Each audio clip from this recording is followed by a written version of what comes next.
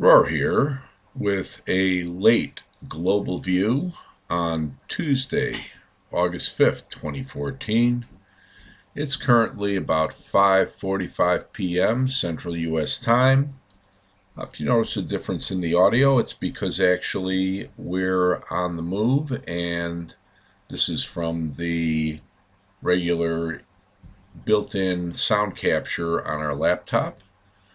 But it should be okay, and we have markets that have suffered with geopolitical influences. So whatever else might be going on in the macro side of the macro technical picture, we actually are going to just proceed with the discussion of the market trends that are following on from the disturbances that set in for the equities and the bid that came back to the govies, etc., from the later part of last week. So the actual drop in the S&P 500 after a very good GDP number last week saw Thursday morning open below the 1955 level, which we had suggested could represent a problem on fresh downside acceleration. That also took it back below 1950. That was a key previous trading low area, 50 into 45 or so. And what occurred along the way, as we already noted from the last global view on Friday morning, was that on Thursday morning, shortly after the opening, the 60-minute MACD got below its lower runaway band and indicated it could stay weak. What was somewhat surprising, though, even though we're looking for at least a test of the 1938 to 34 area, that was the old upside objective, and into some congestion in that area, the market overrunning it right away last Thursday morning.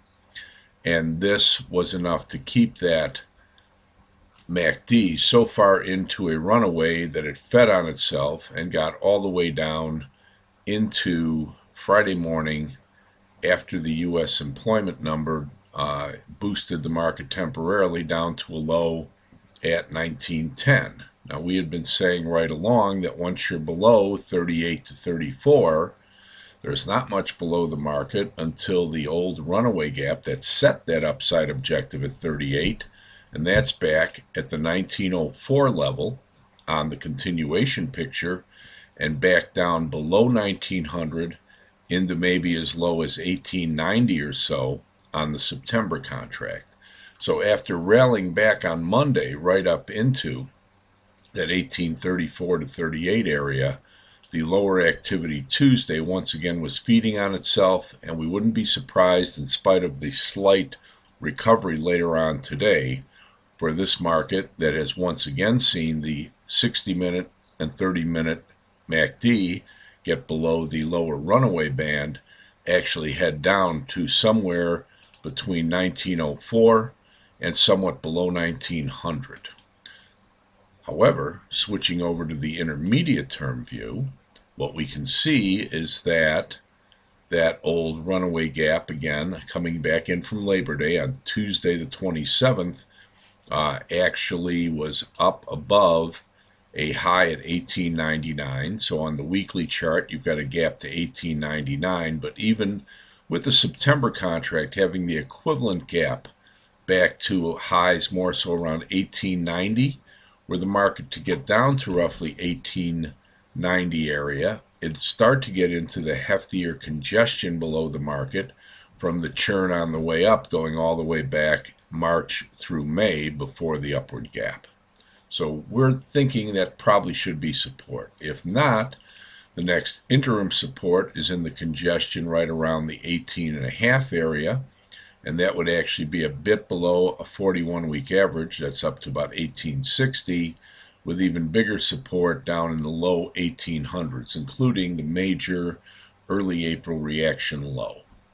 On the way back up, we would suspect that given that 1938, actually just above it, is a failed Fibonacci level, we would suspect anything back up into that area should be resistance.